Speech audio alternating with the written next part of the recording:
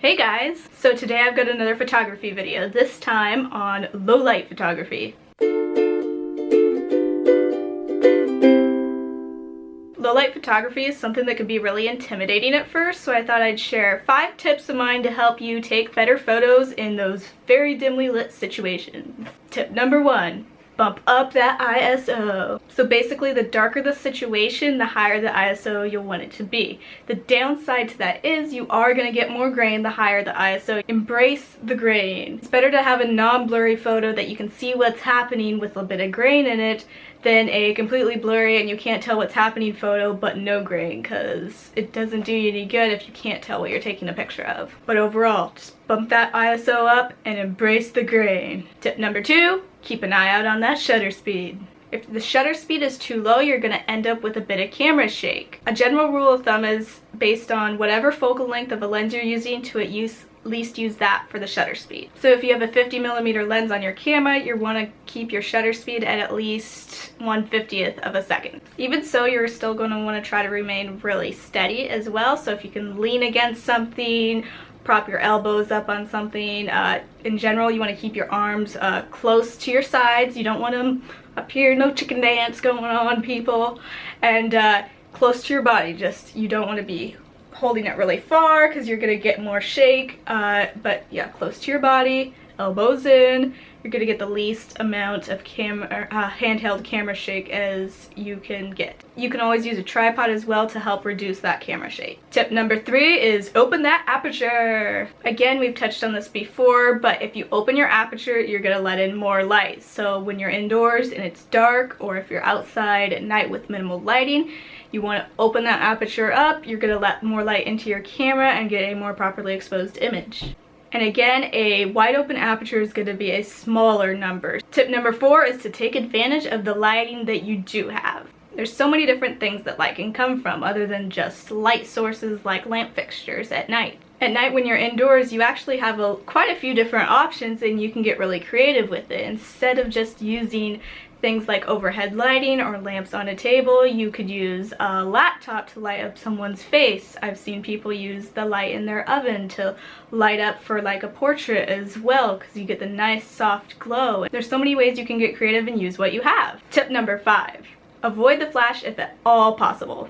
If you're going for a more moody or artistic photo, you're going to ruin the mood and the atmosphere with the flash, because you're not going to be able to see the light and what directions it's coming from and the mood it's creating. If in a pinch you're just trying to capture a special moment, yeah, go ahead for that flash. But if you're trying to create a very professional, natural looking photo, your flash is just going to wash it out. You're not going to have the depth of the colors or your lighting, and it's going to be a lot more flat in comparison.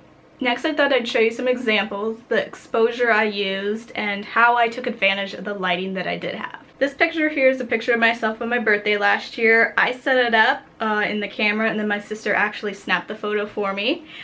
The only lighting I have going on is actually just the candles on the cake. So that's, as you can see, is lighting up my face. You can see it lighting up my arms. I shot this photo with my 50mm lens.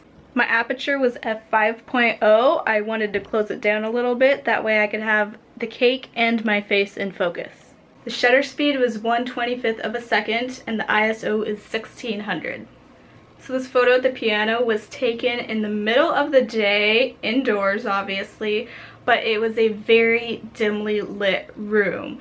There was very minimal light coming in. The sun was on the opposite side of the house, so it wasn't coming in directly on any windows in that room whatsoever. And it was really dimly lit overall. The only light source would have been coming from directly behind the camera. I used my 50mm lens for this one, an aperture of f1.4, shutter speed of 1/200th of a second, and an ISO of 6400. This photo was taken early in the morning when it was completely dark outside, so there was zero natural light. The only light source I had was coming to the right of the Bible from my computer monitor. I had my computer monitor on a bright, mostly white image. That way I could get as much light out of the monitor as possible. And that is it. This was shot with my 50mm lens at an aperture of f2.8. The shutter speed was 1/25th of a second and the ISO was 4000. This photo was taken at night when it was completely dark outside. We were outside on a back deck and the only light source was coming from a porch light to the left. So I have that bright, harsh light lighting up half their faces, which I think is really cool. It gives a very dramatic look. On this one I used my 50mm lens at an aperture of f1.4. The shutter speed was 1/200th of a second and the ISO was 2000. This little frog here was found a little bit after sunset. It was where it was not quite completely dark out, but there was still just a little hint of light in the sky, but the main light source was a porch light again. This was taken with my 40mm pancake lens with an aperture of f2.8. The shutter speed is 1/25th of a second and an ISO of 2500.